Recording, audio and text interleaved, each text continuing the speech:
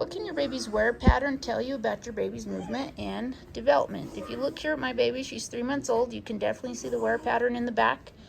If you come here to the side, okay, you may not be able to see much, but now if you come here to this side, you can see that she has a lot more hair.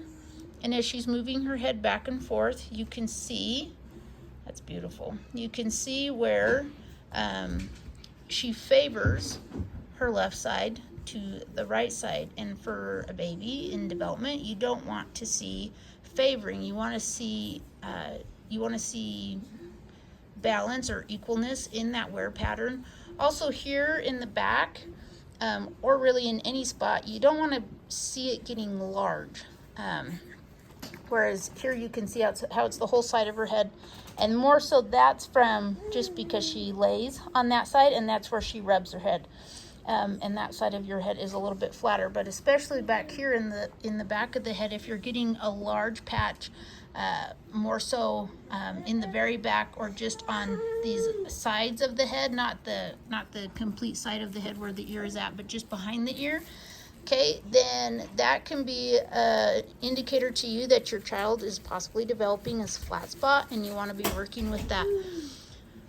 And so here, looking at the baby's wear pattern, you can just see that it's a small indicator of just imbalance in her system where she's favoring one side over the other. And so it can be an indicator of just she may roll over to one side better than the other as she's growing in her development. She may have a little awkward crawl before she can get into that 4-point crawl. Now I've been doing movement lesson with her quite a bit, so working with this balance and things like that, you can learn how to work with the imbalances in your baby's body and give them more balance so they can achieve optimal development.